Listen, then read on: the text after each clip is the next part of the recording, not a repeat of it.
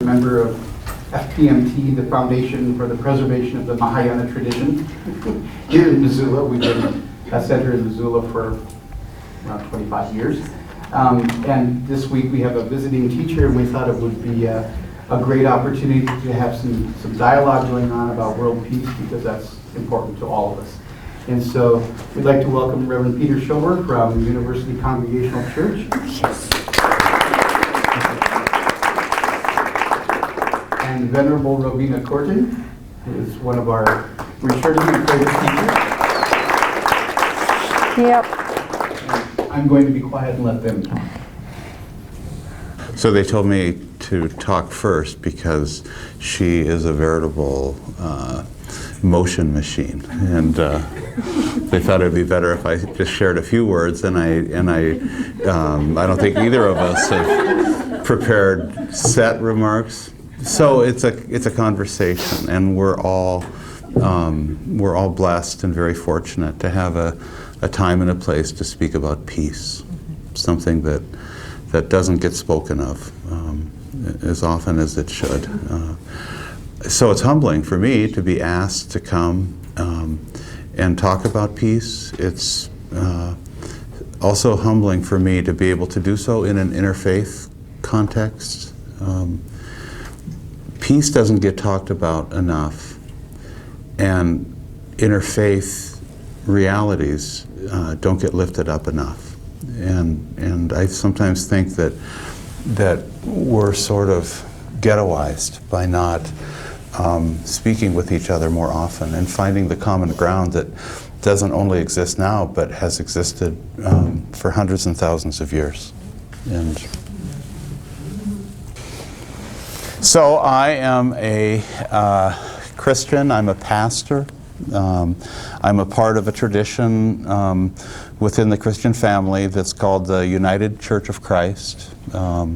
It was a tradition that's very old but also quite young. It's better known as being the Congregationalists, the folks that landed on Plymouth Rock and all of that. That's a part of our tradition.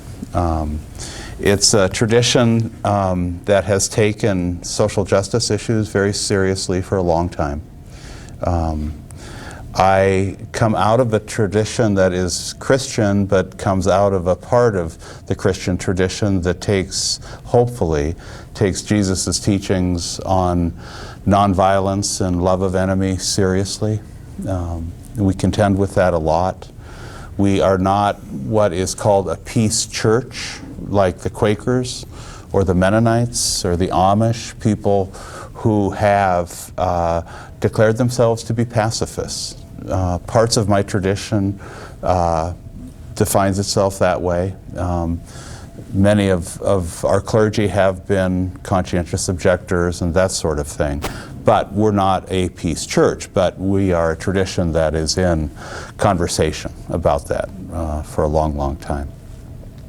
It is a truism, I think, for me, and I've thought about this a lot since I was a young man, being really impacted by the life and work of Dr. King and Mahatma Gandhi. Gandhi once said, the only people in the world that don't understand Jesus' teachings on nonviolence are the Christians. And there's a good deal of truth to that, and it saddens me a great deal. But yet at the same time, there's a lively and wonderful group of Christians who throughout history have understood that. And they've paid the price, and they have represented a great light, I think, in the world, and I know for me. And I'm humbled to walk, in some way, shape, or form in their footsteps. I think that the hope and the promise of interfaith cooperation on issues of peace is critical today. I know for myself, I, as a young person, was involved in the anti-war work in the Vietnam era, and I did that for a long time without basing that in a faith perspective.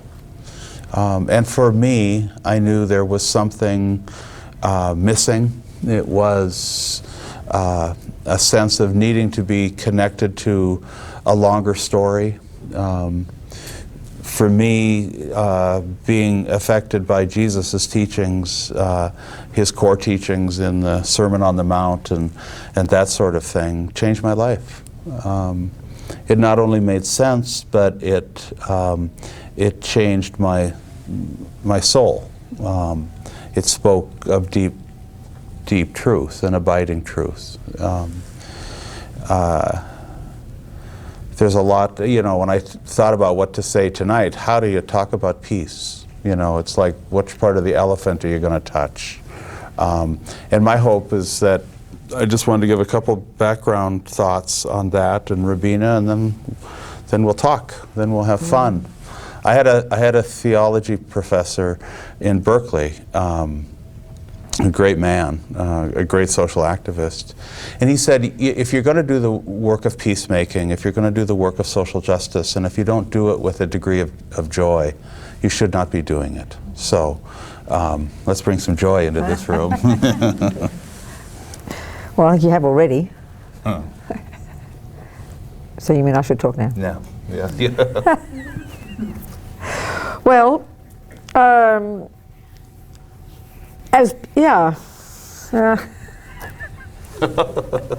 Venus got at a loss for words.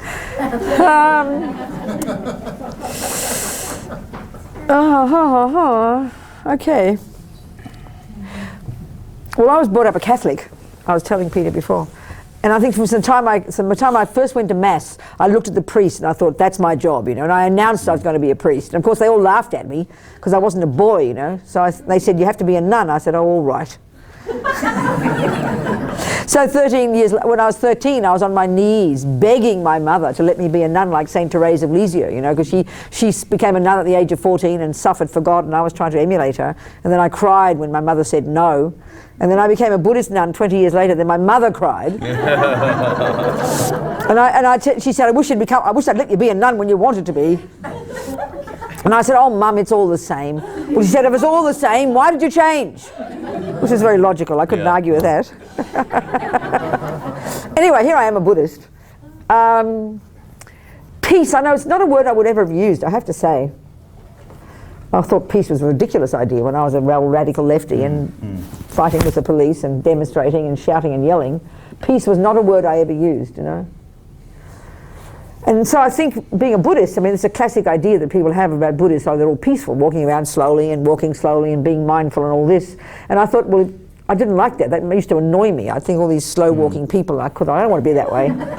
So I thought, well, I'll have to really find out what peace is, So anyway, my take on it now, based on listening to Buddhist teachings and attempting to implement them, trying to take them seriously and put money where my mouth is, it seems to me, using the Buddhist, this analogy that a bird needs two wings, wisdom and compassion. So if you think about it, compassion, and this is what Peter's saying, helping the world, Well, compassion wing is really the political wing. It's where you put your money where your mouth is. You go out there and you help others. But it's really clear to me, if I look back in my old political days, when my view of helping others, it was real, but it was coming from lots of shouting and yelling and punching and kicking and blaming, And so now I can see that the wisdom wing is where you do the work on yourself. And that in Buddhist terms, what that means is, as the Dalai Lama would put it, you cannot have external peace if you don't have internal peace. And that's something really, I might have said then, we want a peaceful world, but I didn't know how to do it because I didn't know how to work on myself. So for me, what Buddhism has brought for me is the first, in my case, an ability to start to look into my own mind and realize that as long as I have anger, I can talk about peace until the cows come home, but I can't possibly help the world be peaceful, because if I'm not peaceful, it's ridiculous, So what I've learned from the Buddhist one and I'm sure it doesn't contradict anything else that Peter's saying or accepts, if you don't work on your own mind, if you don't subdue your own anger, your own fears, your own jealousy, your own depression, your own low self-esteem, your own blaming of others, then just be quiet. You can't talk about peace. It's a complete joke, you know. You can't possibly try and make peace happen. You can't, you know, go and shout and yell about peace. You've got to start with yourself. No, so it seems kind of frustrating. I know when I was an old radical lefty and I was involved with, actually, ironically, you know, now that these days I have been working with people in prison, but 30, 40 years ago I was working in radical left groups in England supporting the prison movement of the Black Panthers and all this, you know. So I can see then I wanted change urgently, and so that was meaning pushing and shoving. But I'm realizing now, working with people in prison, the only thing I can do is work one person at a time. You can do big things, but bringing the tools that have worked for your mind, giving those tools to somebody else, and then it's up to them to implement those tools. And so it's got to be one person at a time, individually, each one of us in our own minds, you know. And then that means having this enormous patience, this immense patience, not to want it to change overnight, because we can't expect that. We'll get depressed if we do, you know. Now, this doesn't mean that we have to sort of be all wishy-washy and passive. We often think patience means being passive. But I remember Martin Luther King saying one time, it's okay to be angry. And I think he meant by that it's okay to find fault. It's okay to say, oh my goodness, look at the racism, look at the injustice. You've got to see that. You've got to use an intelligence and realize the world is a messy place. People harm each other. You've got to be able to see that. But you just don't go on about it. As he said, you then say, what can I do about it? And that's the action one. So you've got, like him, I think, he really showed he had incredible courage, but you can see he was a peaceful person. He never gave up. He had extraordinary courage to never give up in the face of incredible obstacles. So if you're just passive, you wouldn't be this way. You'd give up, you know. So I think that the thing about being peaceful, it means we've got to, you know, for me, myself, I sound the opposite to peace, you know. That's why when I first heard about these Buddhists all walking slowly and being mindful, and I couldn't believe it. I thought, I don't want to be that way. So what I'm also realizing now is you can still be speedy and talk fast and walk fast and be strong, but be peaceful. Because in another way of putting it, if you've rid your mind of anger, then what your mind is full of is kindness and love and also courage and action. And as long as you've got this, then that's what peaceful is. So don't sort of mystify peace, I think, and don't make it all kind of wishy-washy and goody-goody, because I think we miss the point, you know. So that's what I'd like to say. All right. All right. Does somebody wind her up in the morning?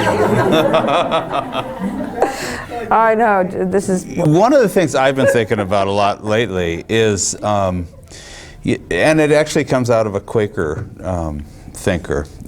He's written a lot about how do we integrate our roles with our souls, because they get way out of balance. And I think maybe what Rosina was talking about, you know, when you're really involved in just, by God, we're going to create peace in any way we possibly can, our role as peacemaker can become an addiction, an obsession.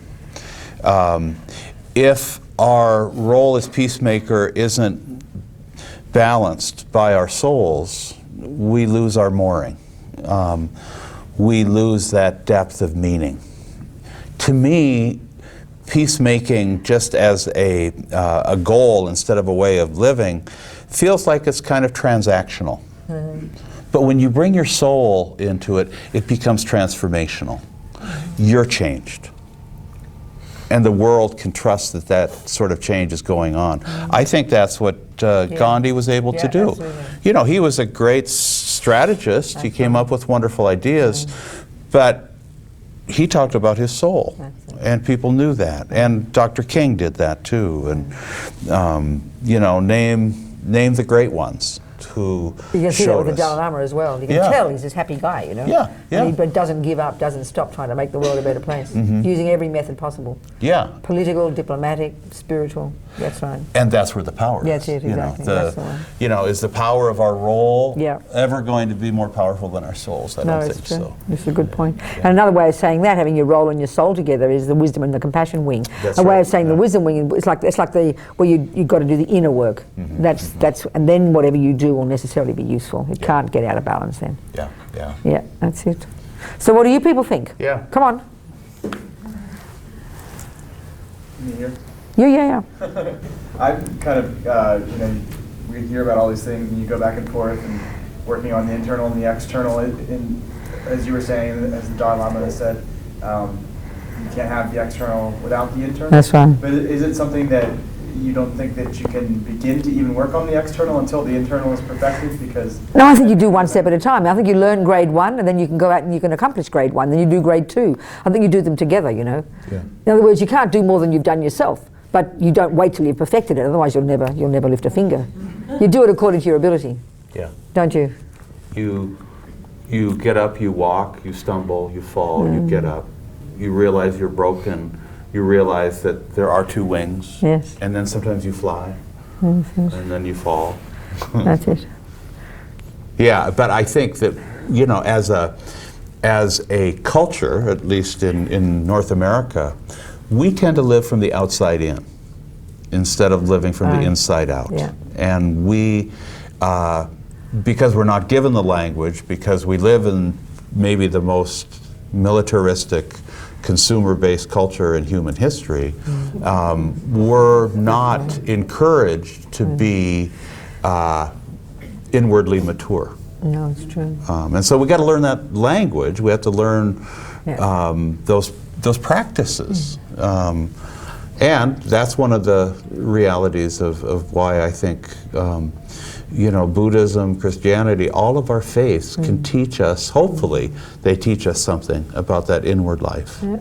And you have to, you know, as Rosina and I know, you never get there, you know. So to not move because you're not sure isn't, you know, you move forward and... You've got to be brave. Yeah. Take risks. Yeah, absolutely. You know, speaking of the culture that we live in, you know, one change that's really happened since the 60s is that it's hard to give voice to a social movement because the media is now basically owned by corporations, and it's, you know, you get marginalized right away, and so like things that worked before don't work anymore, like protest and, you know, even and so. But I was listening to Martin Luther King III at His Holiness the Dalai Lama's birthday party a couple weeks ago, and he had a really interesting take on, you know, using social media now and the potential that's there with social media for all of the religions to come together and really build a strong base of peace and justice on a global scale. And so I'm curious what both of your perspectives are on, you know, what's been happening in the Arab world this spring and summer with overthrowing governments through Facebook and things like that, and, you know, and what we can learn from, what your take from that is, what we can learn from that, and how we can sort of use that to sort of overcome this inertia that seems to be, you know, typical of our age right now. Go for it. You All know right. what to say? How about you? I think it's a remarkable time, I'm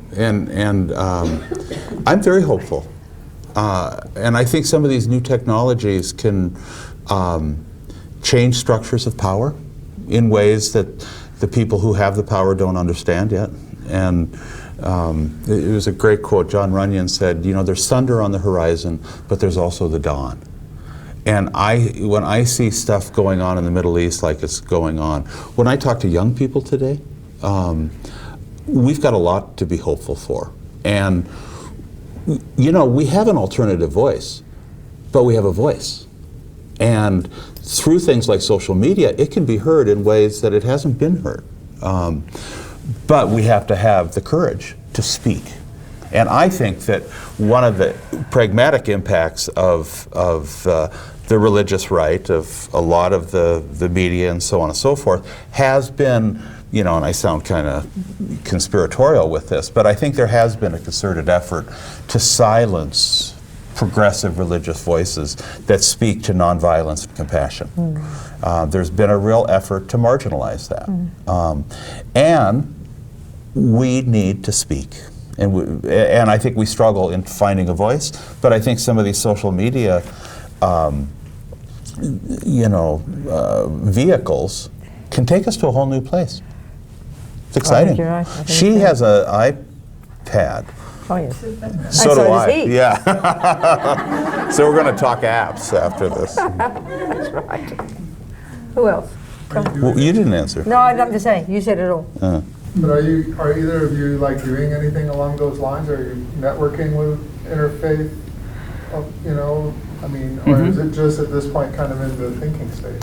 No, actually, there's some very cool things that are going on, and you know, a lot of pretty moxie, you know, techno-savvy people understand. Oh, this isn't just about, you know, helping yourself or whatever. This is a remarkable opportunity to present an alternative voice in a very powerful way. Way in the back. I'll have a question first. Thanks so much for coming. I appreciate this conversation. Regarding the Buddhist and Christian worldview, I guess you could say, Rosina, if I understood correctly, please correct me if I mischaracterized, saying that the goal is to work on yourself to ultimately achieve that inner peace.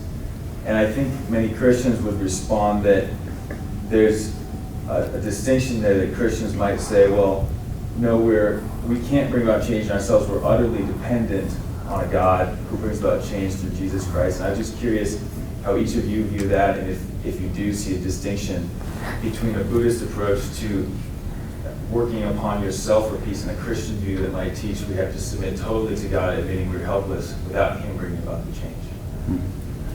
Does that sound like what you're doing? Is that a depiction of where you're at? You know, the line that I thought of when you were asking the question, there's a great guy that taught, Houston Smith was his name, he taught world religions. And when he was asked, you know, is all of this stuff the same? You know, are we all, you know, is there no difference between a Buddhist approach and a Christian approach? He'd say, oh no, there's all kinds of differences. It's not a point that, you know, we all are going to be the That's same. right, exactly. He said, what are you going to do? Are you going to dig a whole lot of shallow wells, or are you going to dig one deep one? So he really encouraged people to go deeply into the authentic teachings of their own faith. And I, you know, to some degree, I hope I've done that with my faith. Sure.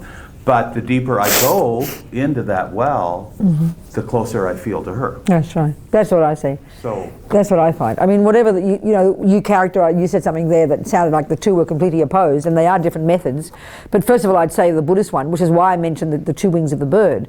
The bottom line, finally, well, certainly in one strand of Buddhism, it is finally the compassion wing, which is the action wing, which is the political wing. So even the reason you do the first one, which is working on yourself, is so that you can do the second. So finally, it is to do with action. I mean, the whole idea of a bodhisattva in Buddhism is a person who's perfected themselves and then repeatedly continues to take rebirth as long as suffering exists in order to help others. So it finally is that one.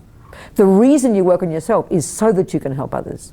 So that is the point. And that would sound just to me another way of putting the result for a Christian, you know. So, and the other one in Buddhism, we might not, Buddha's not a creator, so the major difference between Buddhism and Christianity, which is one that people often don't think about, is that Buddha doesn't assert a creator, but he would use the term omniscient mind, but he would, you know, he would agree with that word, but he would say everybody can become that one. And so so because everything is interdependent, and the whole teaching, the philosophical view of interdependence is fundamental to the entire Buddhist view of the universe. So we are all interdependent. So in that sense, Buddhism would depend upon teachers, the Buddha. We pray. I mean, I do more prayers now than I ever did as a Catholic. But just because Buddha's not my creator doesn't mean I don't pray and aspire and depend upon the Buddha, depend upon the masters and the teachers. So in that sense, it's similar to depending upon God, just that you don't call it your creator, that's all. So I think there are many similarities. It's a question of how you define them. Does that make sense?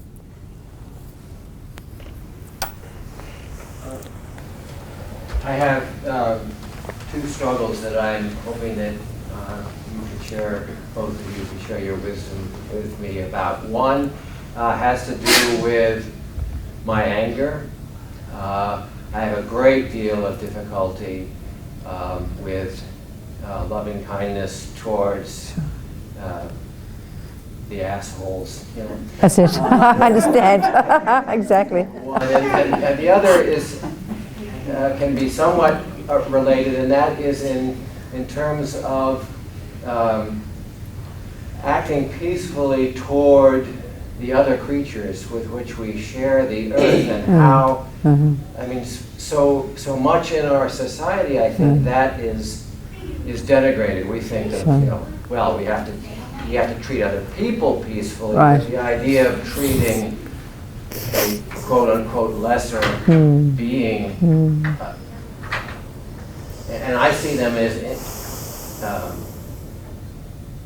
they're tied together, they're interrelated, and yet there's I think a trouble. I have trouble expressing that because that seems to be so foreign to so many people. I wonder if I think it's true, isn't it? In our materialist world, it's very true.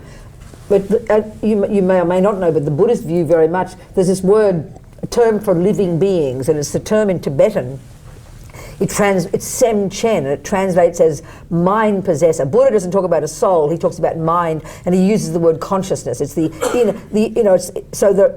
term mind possessor, consciousness possessor, and there are countless of those, not just humans, but animals and creatures and non-physical ones. There's a whole spectrum of these types of beings, and very much the Buddhist approach is to have the genuine peace has to be towards every living being, you know, and that's a very typical one in Buddhism, that you try not to harm the rats, the mice, the mosquitoes, because they have a consciousness, they don't want to suffer, they want to be happy just like the rest of us. So that's very much part of the Buddhist one. And then the other one is the anger. I can talk personally from that because it was my middle name, you know, as far as I'm concerned. I mean, my mother can tell you I came out angry. She didn't have to teach me how. I knew really well how to be angry. And so, of course, because I was very spontaneous with expressing what I felt in the face of what I didn't want, which is when anger arises. And because it was so natural and spontaneous for me, when I first got to become a Buddhist, I heard that Buddha says that it's not fundamental, it's not at the core of our being. This is one of the fundamental Buddhist ideas that I now attempt to live according to, that the neuroses in us, anger and fear and jealousy and depression and low self-esteem and all the rest, are indeed running the show right now. Look at the world. But they're not at the core of our being. This is a fundamental Buddhist point. So it's not just a question of just believing that, but through utilizing meditation and learning to know your own mind very deeply, I slowly began to see this. And so then what very much the Buddhist practice is about is not chucking the baby out with the bathwater and, like I said before, becoming kind of passive and weak. That's a misconception about being peaceful.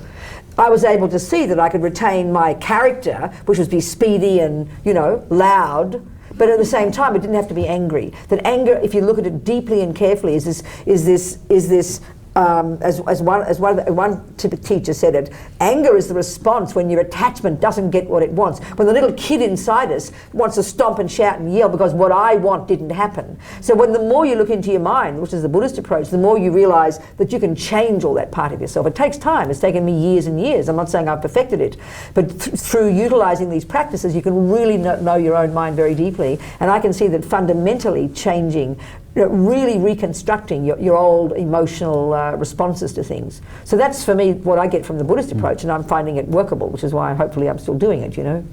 That it's not at the core of our being. But not to chuck the baby out with the bathwater. Because if you look at it, you can see peaceful people sometimes can be a bit passive. Mm-hmm. And angry people have got action. So keep the action, see the faults, but learn to slowly change the frustration and and then the key, of course, the crucial one about having compassion. It seems almost impossible to have compassion for the assholes, as you said, So the Christian view might be that God is in everyone and everybody is a creature of God. And if you're really a Christian, that would be the basis, I would suggest, for why you would have compassion, right? For the harmless. Yeah, isn't it? The Buddhist view might be different, but let's hear what Peter said. Well, I love the way you said assholes. Asshole, yes. Yeah. I remember hearing a couple years ago that somebody said the critical issue for the 20th century is going to be the love of enemies. Oh, that's a good point. And I've always loved this image. Sometimes it's called different things, but most commonly it's called Jesus' third way. That the ways of the world, and it could be in any, I think, faith tradition, but the ways of the world are to either fight or to flee. And the third way is the nonviolent embrace of our enemy. That's a monumental challenge. But I would really encourage people, be we Christian or be we Buddhist or Hindu, to keep that image in your back pocket. Think of people you're in conflict with chronically over your life or whatever. Think of the ways you fight them. Think of the ways you flee from them. Think of the ways when you have, for whatever reason, embraced them as your enemy. And the power of love was able to fly.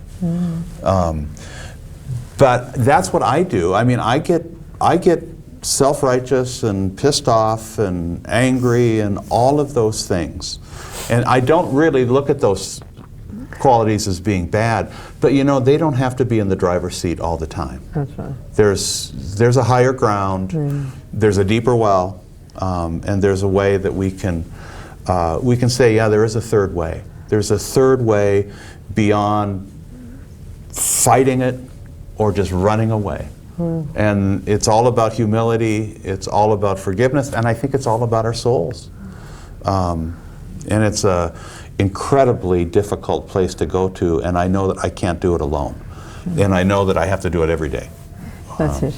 And the other thing I find quite helpful is, this is certainly an emphasis in Buddhist practice, at the very first level of teachings, Buddha would say, compassion is kind of like advanced. That's a bit like university. We've got to get to high school first and junior school, and that is to really look into our minds and really, if I can really establish that anger and jealousy and depression and low self-esteem harm me, forget about the harm I do to others. If I can see that that tortures me, and it's like eating poison. Why would I want to do this? And that really takes a struggle. If I can deal with this and realize for my own sanity, I'm insane to rage and be frustrated and full of fear and panic. It's going to destroy me. Then at least I can begin to see, I can have more out of coming from self-respect, have more ability to be strong and have it, see the harm. And then learn maybe to forgive more easily. It's got to come from, I think, right deep inside. Because it's like we are stabbing ourselves. And we are allowed to be angry, we say. It's like you're allowed to stab yourself. How foolish. It's a tough one. But I think we can really see this. You've got some real basis to it. Rather than all the nobility of trying to be compassionate. It's too hard to get up there sometimes. Start with ourselves, Isn't it better to just maybe bring awareness to Isn't it where to what? Bring awareness to how you're working and how, what you're... Better than what? Awareness. Oh no, you said, isn't it better? Better than what? Oh, better than what? Where are we going with You said that. well, rather than beating yourself up or saying, oh, I shouldn't be feeling this way, or I shouldn't be angry, or I should try to do this. Who's suggesting that? Who's suggesting that? Maybe that was in my head already. Maybe it was, yeah. I think because I guess I beat myself up when I say when I get upset with myself for getting angry or. Yeah, that's right. But if you can just bring awareness to it and see that you're doing it again, and maybe bring some compassion to yourself. That's right. That's another way of saying what I was saying to him, wasn't it? Exactly right. Good. Yeah, I agree. Well, the way I found to get around what you were talking about was it's just a little phrase when I find that I've gotten myself into a big silent hissy match with somebody else. Yeah. I just say, bless him, change me. Say that again? Bless him or bless her or bless them. Yeah. And change me. I see, yeah. And it relieves me, it seems like I'm at work then again with my own stuff. I understand. And hoping that some good thing can happen to that other person that will relieve them of the deal they've got going on. I understand, yeah. Well, and the incredible witness to that we have received through those, giants of peace, like the Dalai Lama, refusing to hate. That's right. Dr. King was remarkable with that. Right, exactly. I always think of that film about Gandhi when he just wouldn't do it. Yeah, I understand. Just wouldn't do it. As natural as it is, it is. Another image that I think about a lot is, and it's I think more of a Buddhist notion is true self, false self. Our false self is when we're trying to fix, understand, and control everything, make the river go where we want it to go. And our real self is when we might be able to say, bless them, change me. I'm going to let that Yeah, river right, flow. exactly. And the other thing, I think, this is so true, but I think if I look deeply into all these neuroses we all have them, anger and all the rest, if we really look into our minds deeply, we're going to see that they're based completely in fear and panic. And so part of it, the deal with anger, is learning to have the courage to confront, to see that thing that's so appalling and all the people who are doing the harm and the violence and the wretched stuff, but just not be scared of it, not just accept I can't change it. Like you just said, you can't change it. So why go crazy as well, They have a saying in Buddhism, if you can change something, please change it. But if you can't, why go mad? So it's like a courage to accept this is the way the world is. I can see the difference between me when I was a radical lefty, shouting and yelling. It's like I couldn't cope with anything that I didn't agree with. I'd freak out. And now more as a Buddhist, I've been working with prisons for the last 15 years, and I have to say in this country, there's some of the worst. The conditions are pretty appalling and the sentencing is appalling. I mean, I would have gone mad if I didn't have patience. I just had to see this is the way it is. I can't change that, but I can give individuals one at a time tools to deal with their dreadful lives, and have the courage to confront all this nonsense. So I think it means having courage, because if we can change it, hey, change it. Otherwise, we would just go mad, So again, it's to do with the benefit to ourselves of not being angry, but it doesn't change overnight. We've got to really work on our minds slowly and not pretend, Can't pretend. Well, I think it's interesting too. Like it seems almost easier to kind of sit and talk about world peace, but then a lot of us are going to leave here and maybe get annoyed with someone on the street, or and it's those little things that kind of build up after time. And how do you? That's the one. How do you sort of, or get in a fight with your husband, or So how do you deal with that? Because isn't that the place to start, really? Well, that's what I was saying before, isn't it? You've got to start with yourself. Yeah. And it's not talking about big dramatic angers, the ordinary daily anger, just irritation and annoyance. Precisely. Well, That's and and to remember that they're called spiritual practices, not spiritual completions. Yeah, that's right. That's right. And so you got to practice every day. That's right. Exactly. That's the one. And That's right. what's Exactly. your batting average going to be? Well, That's right. Probably not all that great, but That's right. you keep trying. That's right. That's exactly right. I don't know if anybody else happened to be down at the downtown post office. There was a demonstration of some kind, a couple dozen people in front, and lots of red, white, and blue, and flags and signs. And Today, you mean? Was it there today, was it? Was that? Just today, you mean? It was today, yeah. Oh, okay. I heard some talk about Tea Party members being there and things like that. And had a dialogue with one woman carrying a sign that said, "If we support Israel, God will bless America." Right. And I said, maybe God doesn't take sides on social injustice issues. And then her take on that was, well, it's all in the Bible. The Jews have rejected Jesus, so that's why they're having all these problems today. And so, I mean, any thoughts on how do we... Well, I just think everybody's got different views. Everyone has different views, and I just don't get upset about them anymore. I would just, sometimes it just depends on the person. If I get into a taxi and there's a fundamentalist person driving the taxi and they tell me I'm going to go to hell because I don't believe in Jesus or God, and I say, please, would you pray for me? I'm not going to argue. So, a person who's got that narrow a mind, you just try not to change their minds. If you can have a discussion, have one. Otherwise, just relax. The world is full of people with crazy views. Let them have it. It's okay. No need to worry. Is my view. And what I try to do, if I have my wits about me to some degree, is to remember that that third way. Yeah. I mean, they are teachers for us, and I also try to remember that fundamentalisms occur in all kinds of ways. Precisely. There's That's a fundamentalism of the right. There's fundamentalisms of the left. The religion, everything. Many of us think in pretty absolutist terms. That's right. On all kinds of things. Exactly. And right and wrong. I mean, it's a great case study. How do we, as people who I assume hope to be able to be peacemakers, how do we respond to that, and how can we do that in a way that's transformational, not in a way that's just transactional, That's where the smartest one or the cleverest one or the one who comes up with the greatest phrase. Yeah. It doesn't go anywhere. That's right, exactly. So how can we be a part of a drama so it goes somewhere? That's right. I just said I respectfully disagree, and I had to walk away. That's fair enough. That's okay. Gandhi's teachings on non-cooperation with evil. I find that that's a very powerful image to kind of, and within yourself too. I mean, we all have evil within ourselves. How can we not feed it? That's right. So how do you guys have any practical tips on just how to deal with these things when they come? Well, I think Peter's been telling us the whole time what his is his path and mine is my path. Yeah. So the practical tips are, that's what his daily practice is, and mine is my daily practice based upon our views, based upon Buddhism and Jesus' views. Jesus' view of the world, isn't it? Wouldn't you think? Well, so like what happens when you're in a situation and someone just really pisses you off? Do you guys have sort of is there a little mantra that you go through? No. Or? Peter's been making all these wonderful suggestions. Well, I mean, I literally do He's think, giving you all okay, the what's tools. the third way in the midst of this? And telling so I try to equip myself with that image, when I can. I oftentimes say the biggest surprise for me in becoming a grown-up, which sometimes I am, has been the power of silence. That's right. Yeah. I had no clue That's about that. And sitting down, shutting up, That's right. and listening. And that's right, not feeling we have to make everything right all the time, which is the panic inside us, which is the panic of anger.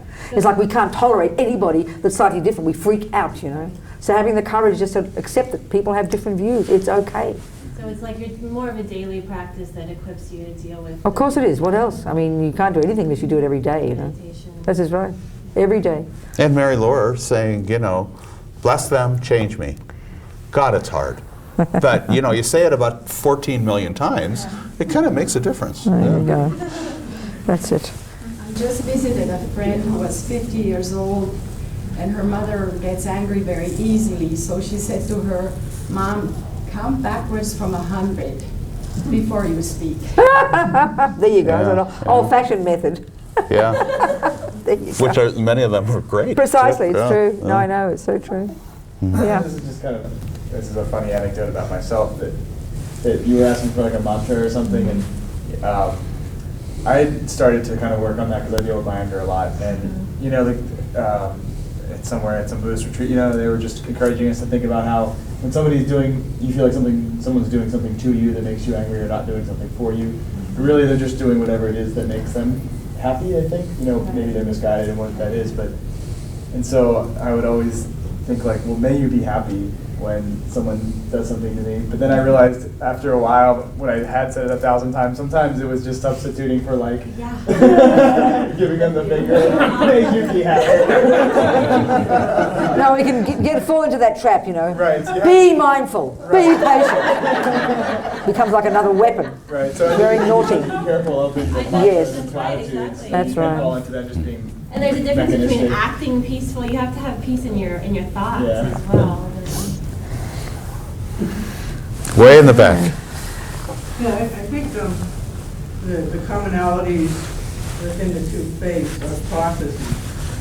You can't stop anger unless you see yourself becoming angry. So, if we're shooting from the hip immediately to get back at somebody or other, there's no stopping. But so the first thing is you recognize maybe when you're getting a little angry before it gets out of hand. And you get that awareness and nurture that awareness. And then you can step back just a little bit and start to analyze, well, why am I angry?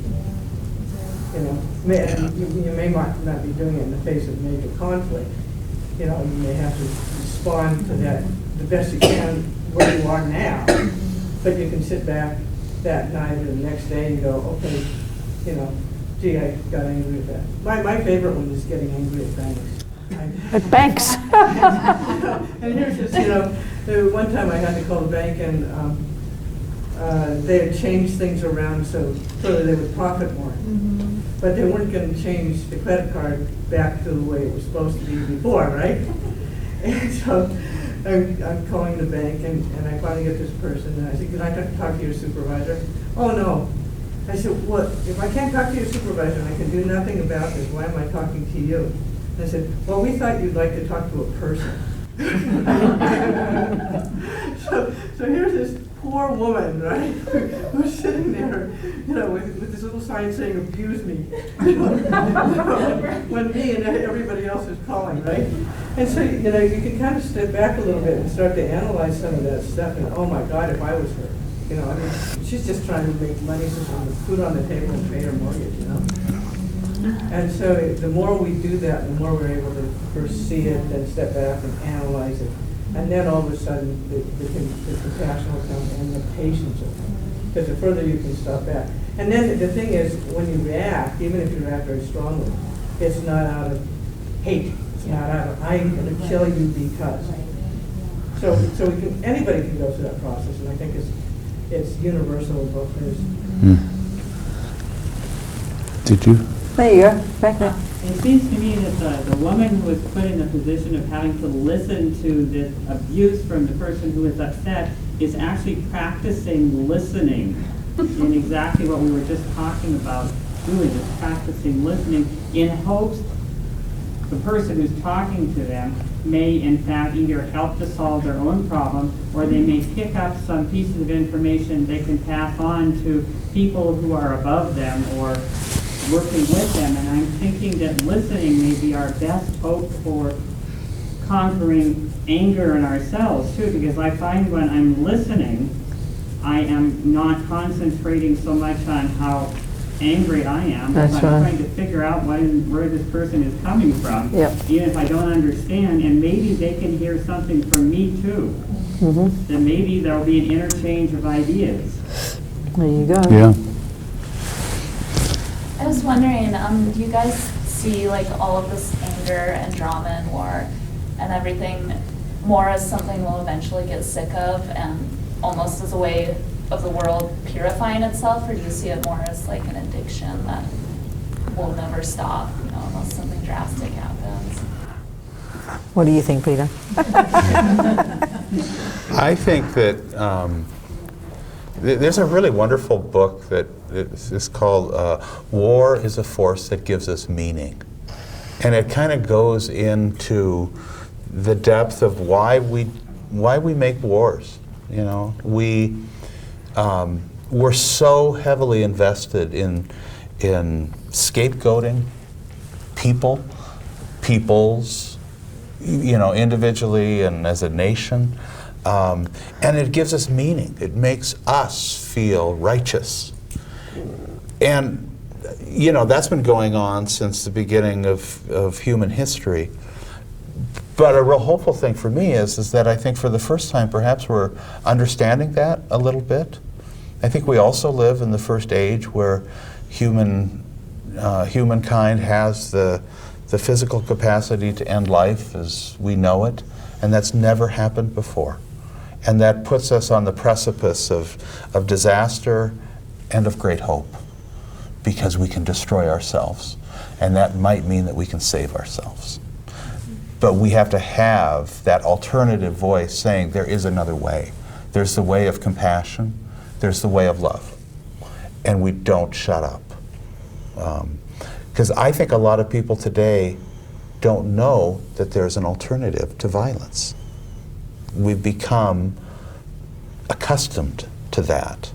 And I think traditions that speak of compassion and love and justice have in many ways been silenced, and we've become rather acquiescent, and we have to quit doing that. We have to get angry in a very humble, loving way. That's right. Yours, yeah. So I'd like to go back to a comment that you made, Peter. There's evil in me. I'm thinking that this whole thing with forgiveness and compassion and extension of love and non-anger and all of that. So we're actually a Judeo-Christian group here, like pretty much. Maybe not 100%, but. But our backgrounds are. Our background pretty close is that dialectic between good and evil. And that in in the ancient Christian tradition, and I'm not a theologian, so I might miss it. In order for God to exist and to give forgiveness, that requires the existence of evil. And we grew up with that. It's ingrained in us. So yeah, I'll be nice to my neighbor because I know her, and I might be nice to the mailman. But if I let go completely of the concept of good and evil, that means that at some root, I have to let go of who I am, what I've learned to be true. Mm-hmm. So Gandhi was murdered, and so was Martin Luther King. And they personify, I don't know how much closer you could get to complete forgiveness. Mm-hmm. So that substantiates the concept of evil, which prevents me then from going that last step. So how do you? I think a remarkable change that's going on in our world and in our faith traditions is sort of the end of the Enlightenment, which created a lot of dualistic thinking, you know, good and evil, and it's very binary. You know, we think that way. And it's one of the reasons that scapegoating and demonizing groups and individuals works so well. But I think there's a whole lot of people now that are saying, oh yeah, the Enlightenment is ending. And there are unitive ways of thinking and being instead of these dualistic ways. And there, you know, I know in the Christian tradition at least, there's a lot of people that are talking about the profound need to reclaim what are sometimes called wisdom traditions, which is a very non-binary way of doing things. You know, these are some of the same people that are saying, you know, Christianity, in order to be more authentically Christian, needs to be more Buddhist. And they're not saying that, you know, to try to be funny or anything. They're just saying, yeah, we need to, you know, as Rosina was talking about, that integrative way, everything's interconnected. It's just an absolute principle. Well, I think that's a wonderful Buddhist teaching, and I think it's a lost Christian teaching that needs to be reclaimed. Mm. Well, then I can say on the other hand that I think, looking at it really simply, if I look into my mind, I observe anger, you know, jealousy, and if I'm really pushed, I can see I could get to the point of wanting to kill. Maybe if I hadn't subdued my mind. The Buddhist view would say, sure, our mind consists of positive and negative states. The negative ones are the source of our suffering, but luckily they're not at the core of our being, and we can change them. So of course there's evil. A habit I've tried to cultivate is, instead of, you know, the typical arrogant, critical view, when you read about bad people in the press and see them on the telly, you know, oh, look at this shocking people, how dare they do this? I go, thank you for showing me my qualities. I don't see any quality in anybody out there that I can't see that I haven't got myself.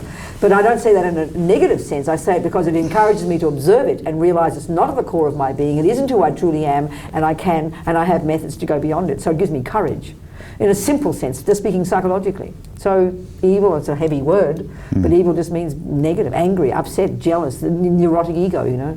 And that's, of course, the Buddha's teaching, that it's not at the core of our being. And that's what then gives you courage. If you think you can never change it, you don't want to look at it, it's too terrifying. But if you know it's not at the core of your being, you have the courage to look at it and see it, and because you have to understand it in order to go beyond it.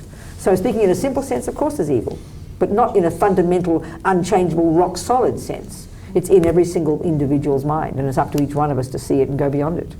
So from my view, using the Dalai Lama as one of my examples, I would say he's the way he is. He's got rid of his evil, you know. And as long as you don't do it there you go. So, you know, it's up to, again, back to the one where each one of us has got to do it, and not be scared of it if we see it. You understand what I'm saying? That's my one take on it. I love, you know, there's 18 bazillion leadership theories in the world, but one that I really like is, Friedman was his name, a Jewish guy. He said, you know, if we're really going to create change in the world, you got to have 5 things. You got to have courage, you got to have vision, and you got to have persistence. There you go. And then the other two I would never have come up with. He said you have to be able to self-differentiate. What do you mean? So when you're, addressing the person in the march that you don't agree with, or you're confronting the people that drive you out of your mind, that's not necessarily about you. Self-differentiate, step outside. That's kind of a... Oh, yeah. Put yourself a step outside of it. Yeah, no, that's a very good point. And then you see things clearly. And then the last one is developing a non-anxious presence. There you go. Perfect. What a wonderful way to say it. Isn't that a great That's theory? a great way to say it. Courage, vision, persistence, developing a non-anxious presence, and the ability to self-differentiate. There you go. Well done. And I think those are spiritual Oh, things. totally, totally, no doubt about it. It's a great example of kind Absolutely. of secular teaching becoming sacred Absolutely, teaching. that's exactly right. Perfect. Yes, John. I mean, Bob.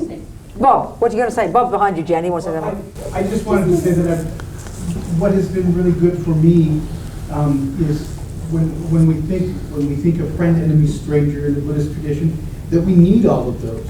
We need all of those other beings, everyone that we label as enemy, because without them we can't practice patience, we can't develop compassion. We need someone, not someone to be angry at, but someone to develop compassion with. So you mean from our point of view as a practitioner, that's right, but we don't want, you're not saying the world needs them. You're saying in order to cultivate compassion, we need to have objective compassion. Or as one of our fellow teachers, he leaned forward and he said, bodhisattvas need their enemies.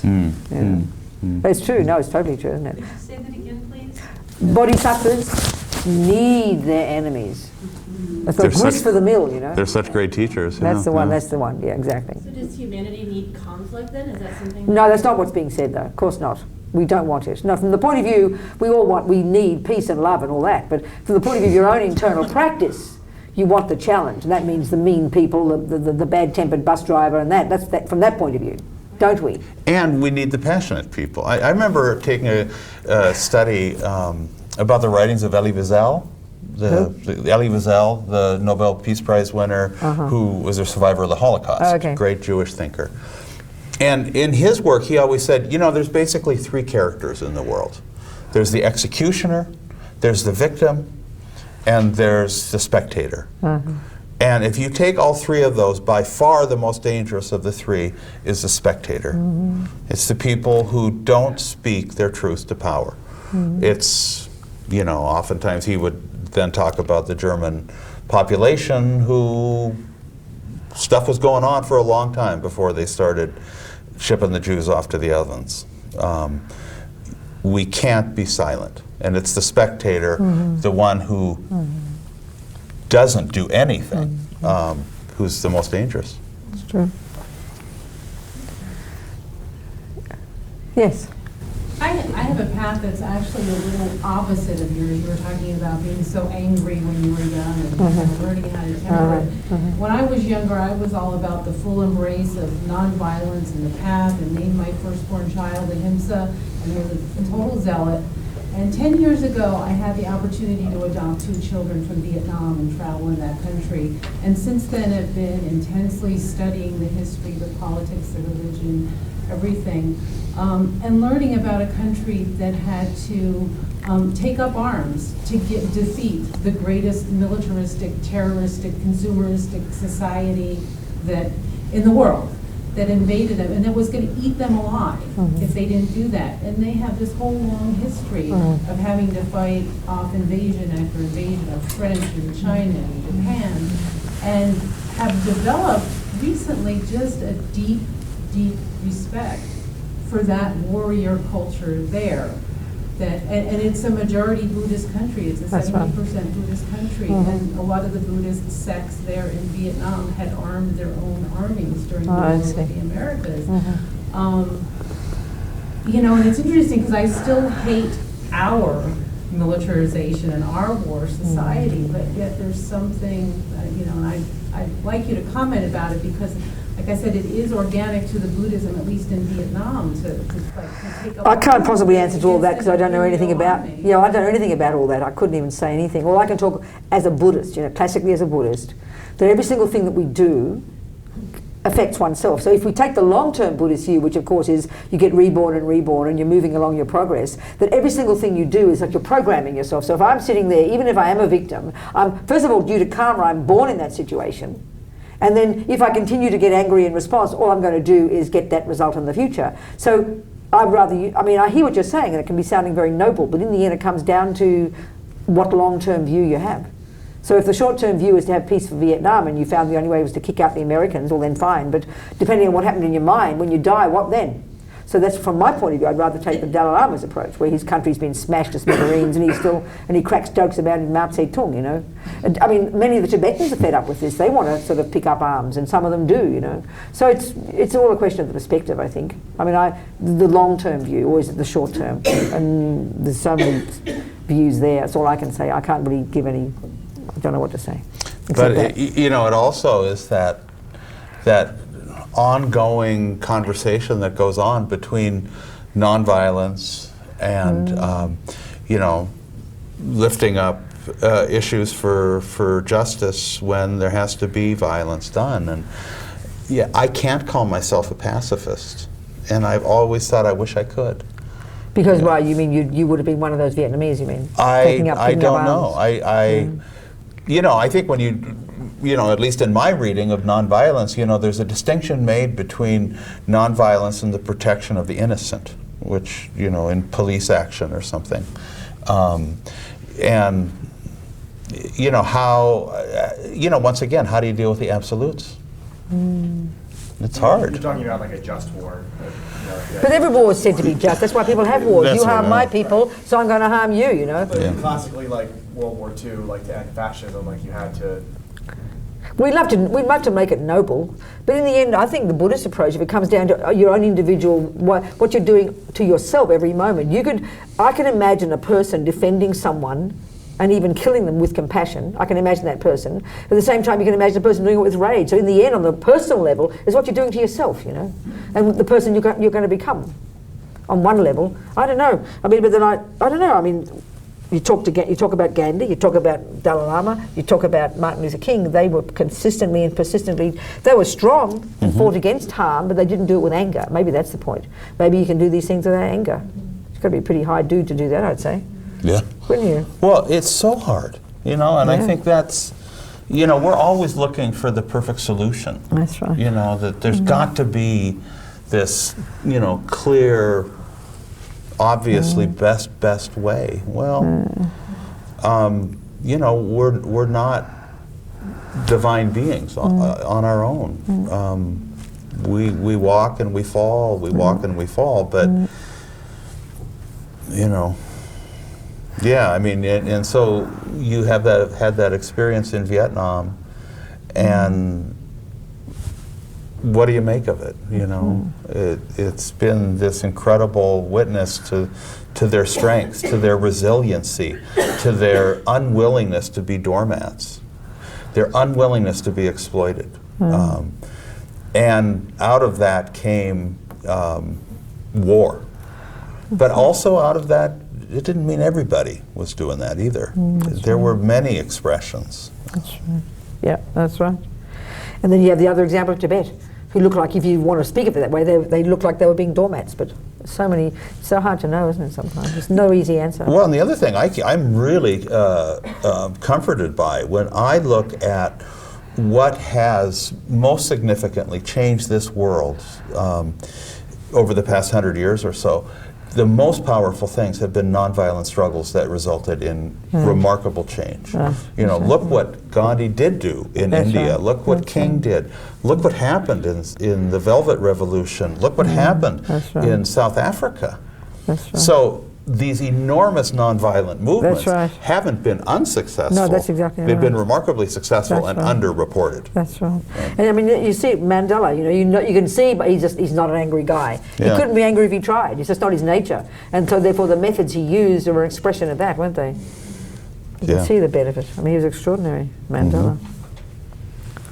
Who knows? Rosina, I wanted to ask you, and maybe you could also comment on this. Just how much of like the world peace problem, like what does that have to do with group karma? And Like, and how would group karma work? Like, I know the Dalai Lama has said, obviously the Tibetan people's karma is, as a whole is maybe why this happened to them. And could you maybe talk about Well, that? to give that context, you just have to just say briefly the Buddhist explanation of things, which is that there are trillions of these minds, we're all these mind possessors, and here we are living in a world, due to our past actions, we create the cause to be in this particular world, in this particular place, in that particular scenario. So first of all, every one of us is experiencing the fruits of our own past actions, good and bad, and then everybody is creating the causes for our future experiences. In that sense, the fundamental teachings about Buddhism, about karma. So we can see we do things in groups, don't we? We do things in groups. So we experience karma as a result of we experience things as a result of doing things together, and we create causes to experience things in the future as groups. I mean, Australians are a group, men are a group. This room here, there's a group, We do things in groups. So I think a group of people called Tibetans, similar karma created. They get born looking like Tibetans and get the result of another group called the Chinese, but that might have been karma from 1,000 lives ago. So I think group or individuals, we do things in groups. We're group beings, aren't we? I mean, that's a Buddhist explanation. And and are there, I guess what lessons can we take from being born here? What do you mean? Well, being born into the United States, like, I kind of feel like there's this common theme, at least it seems to have come up tonight for me, where, like, we look at how maybe not we are individually, but, we're attached to this country, we're attached to this group, and maybe we don't like the way the world views the country. And so, I guess I'm not exactly sure what my question is, but how did I end up? Is there a reason that we ended up here in this country that we don't like the way it's going, but we're here? And I don't know. Of course there probably is, but maybe there's just too many things to say. Okay. I don't know. Whatever. It'd take too long to say something, to give a Buddhist explanation. It's too boring. Yeah. Say something, Peter. Well, in a Christian context, sometimes the word that gets used that might be related to that is predestination. Okay. Which, there's all kinds of different theologies. I've just never, it's just never done it for me. Okay.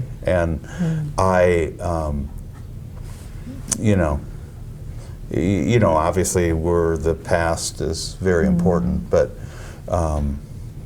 I've never had a sense of in the grand design of things, that there's a God up there who is kind of the divine chess master. Okay. My theology is that it's a God who cries.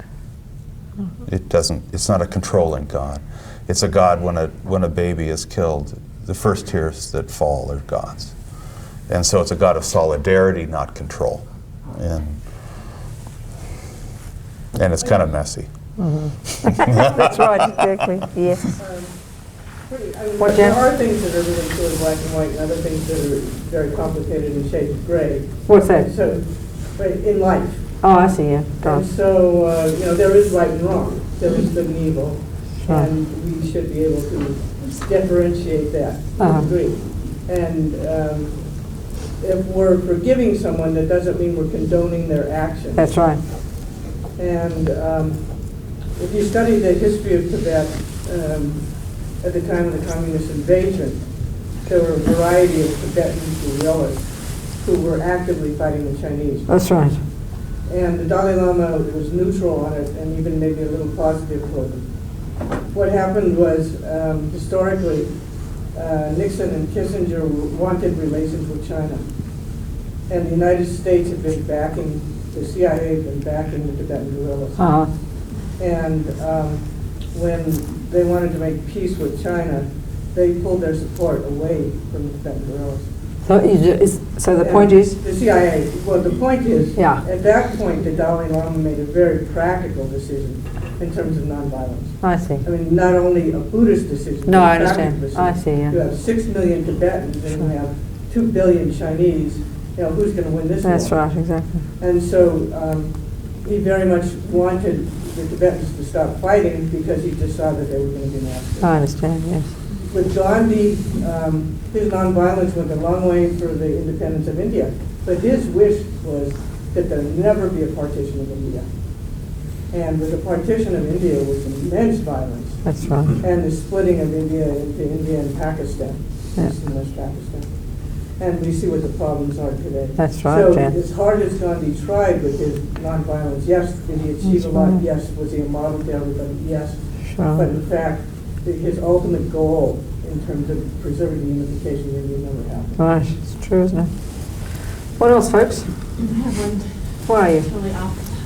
How does the killing and eating animals fall into the whole discussion of world peace? Is it possible for us to be peaceful if we're... Well, the Buddhist approach would be, no, if you look into your mind, if you slow motion yourself, when you observe yourself, see an ant, or let's say a cockroach, and you rise up this aversion, which is anger, and you think, how dare this cockroach be in my house, and you go, stop, and you're relieved that it's dead and squashed. If you look at that deeply and carefully, that is the most outrageous violence. Of course it is. But because we're used to doing it, we don't question it.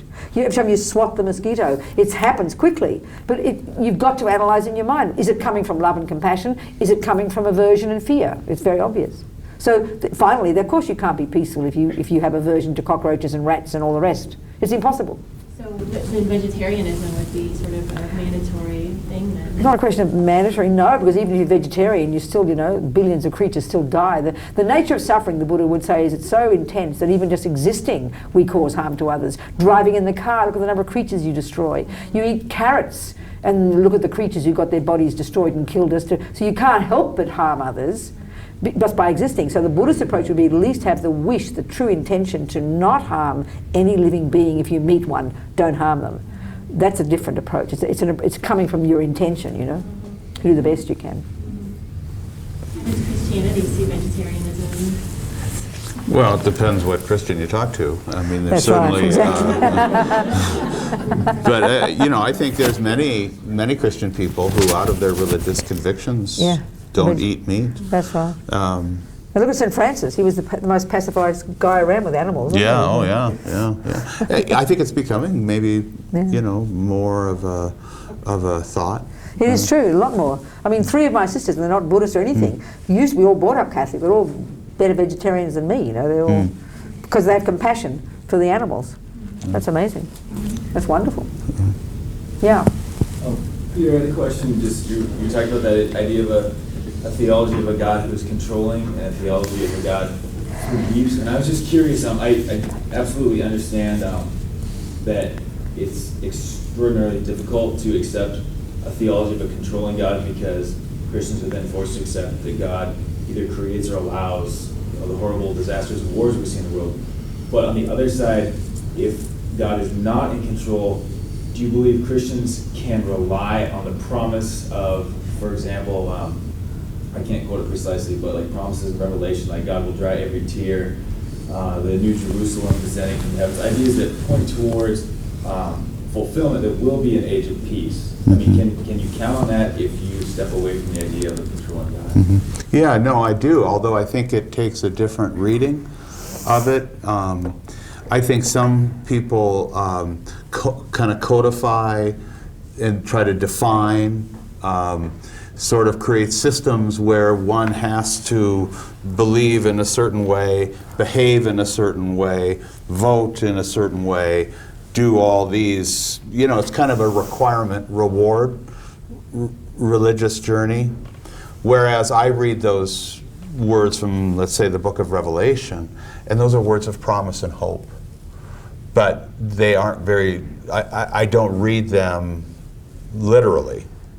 I read them as being something very, very powerful that we have a real need to kind of control what the Word proclaims instead of allowing the Word to set us free.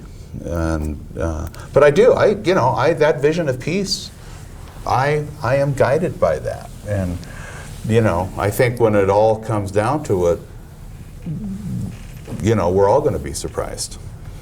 None of our systems are going to be the right one. Love is bigger than that. And I think the movement of the holy is bigger than that too.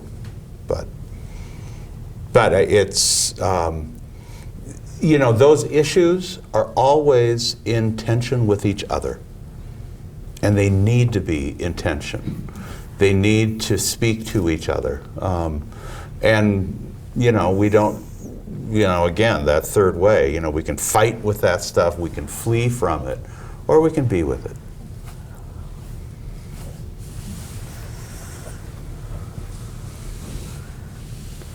Feels like the end. It could be. What do you think? Is that the end? That's the end, I think. Well, I want to sing a prayer, but I want to hear you do a prayer as well to finish. We call it a dedication prayer. Okay. Do you want to say a wee prayer? And I'll sing a little one in Tibetan after you. All right, all right. Let's have a prayer. I have a really wonderful friend. He's from Malawi, and he actually is quite a peacemaker. But he always, when he's with a group, he does it like 20 times when he's with a group. He'll always say to people, when they're going to move from one way of being to another way of being, he'll say, okay, take a deep breath and hold it, and then let it out. So let's pray. Holy One, live and move and have your way with us. Open us up to the ways of peace. Transform us. Give us the courage, the vision, the persistence to love our enemies. And we ask this in your holy name. Amen.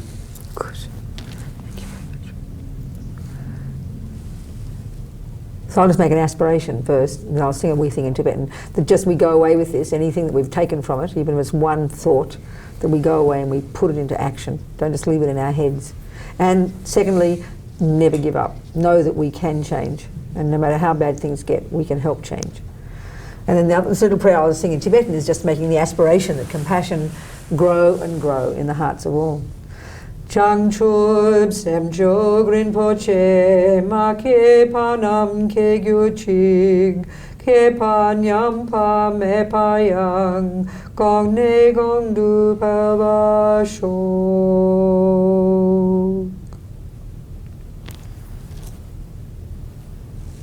Okie doke. Okie doke. Thank you.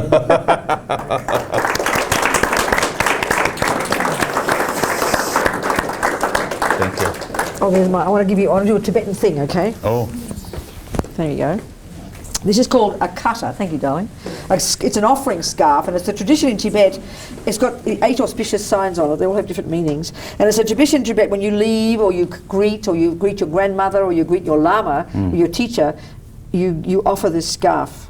And so I'm going to offer it to you. And if you offer it this way, you make, with the fold closed, it's to ensure that you're never separated from all the teachings and all your path. Oh. And that here, if you offer it this way, with this fold open, it's that you always remain open to it all. So I'll offer it to you this way, and I'll put it around your neck, and then you can have it. It's called a kata, an offering scarf. If I get up, I'll be too high. That's okay, come on. Okay. Up, stand up. So there it is. There you go. That's your blessing scarf. Okay? Thank you very much.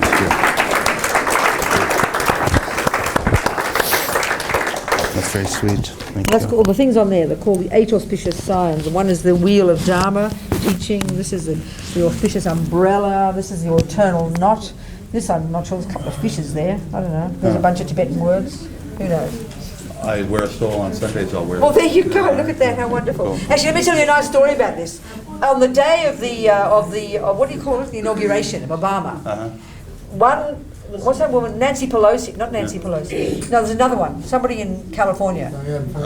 What's her name? Diane Could be her. One of them. Feinstein. Her husband is some mega rich fellow, and he does a thing in Tibet, and he knows the Dalai Lama. And so he emailed a message around that he had one of these.